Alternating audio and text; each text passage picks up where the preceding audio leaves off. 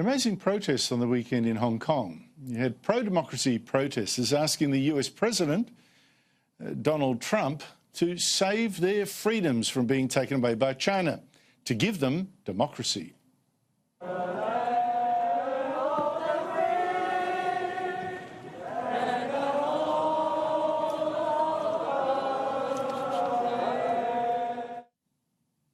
That should really get up China's snout. But here in Australia, we have had the head of our own Defence Forces, General Angus Campbell, also worrying about how to save our freedoms from China. A recent speech he gave was pretty blunt. Leon Trotsky once famously said, "You may not be interested in war, but war is interested in you." Now, General Campbell said, the thing with war today is that anti-democratic countries, and he didn't have to name China, were waging a new form of warfare that democracies like ours didn't want to admit was warfare, and so didn't respond to like we should. Today, a new, modernised version of political warfare has emerged. It mixes the old with the new.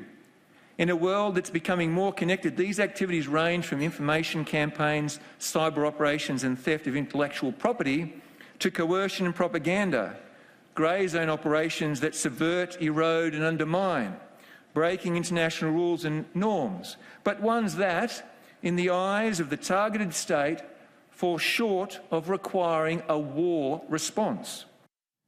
Now, that speech drew heavily on the thinking of Dr. Ross Babbage, former head of strategic analysis in our own Office of National Assessments.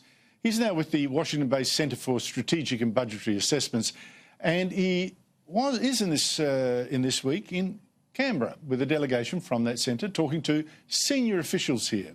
And he joined me a short while ago.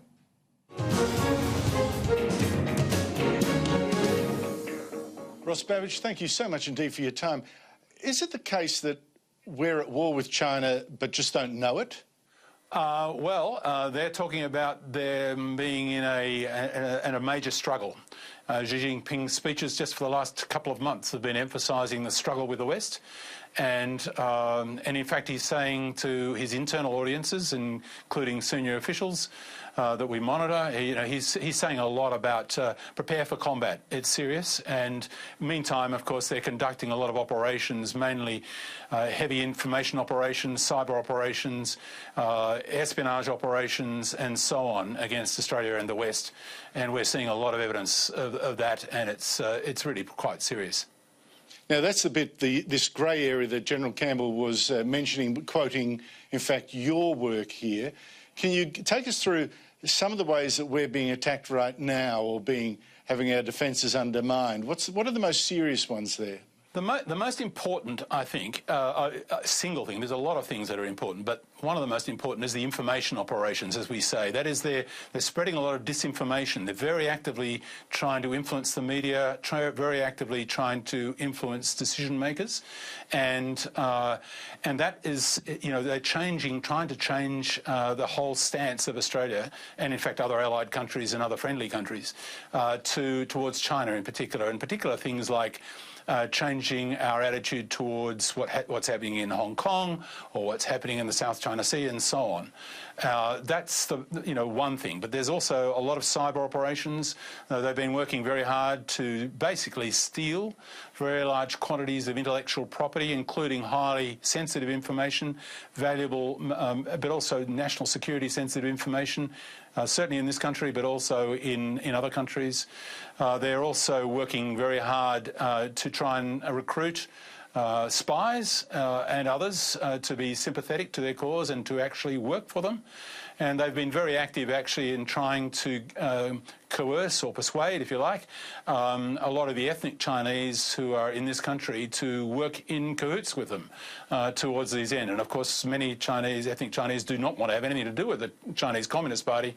But of course, there are some here who have little choice because they can be threatened with retribution to their families at home or the possibility of not having a job at the end of their time here if they're coming here as a student and so on.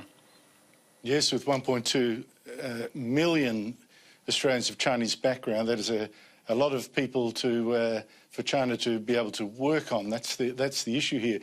What is China's aim? What China is trying to do, and this is a long-standing theme in Chinese strategic thought, goes right back literally hundreds of years, is to undermine, in a time that the West calls peace, to undermine the West.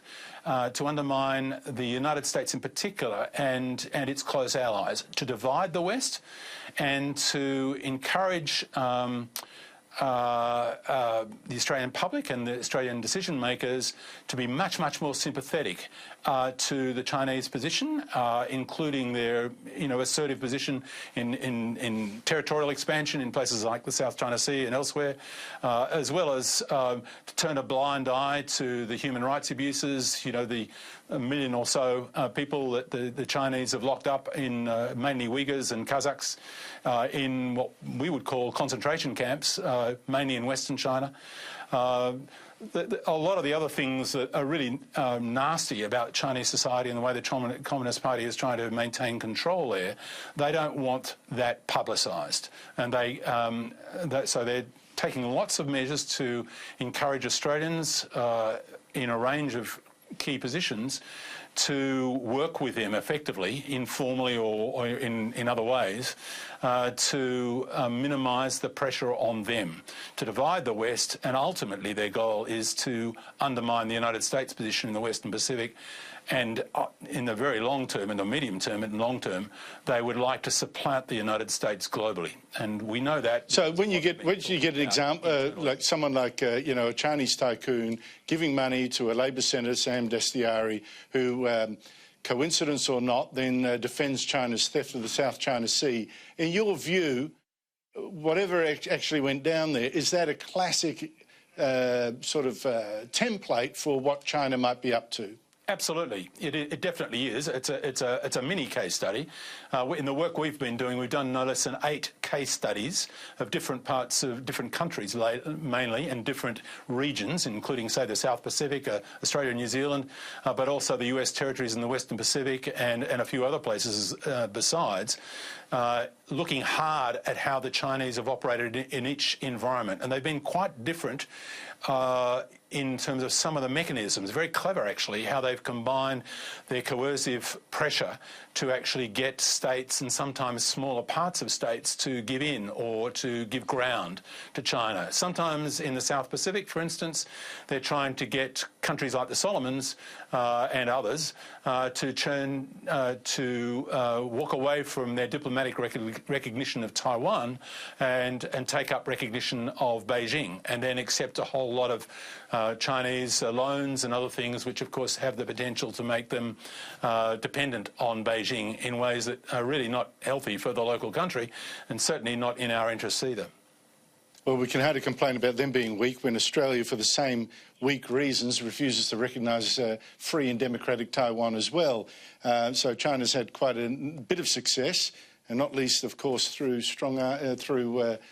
subverting some of our universities into accepting Chinese money for Confucius centres. Ross Babbage, this is a huge area. Congratulations on your work, and thank you so much for coming on the show. It's a pleasure, Andrew.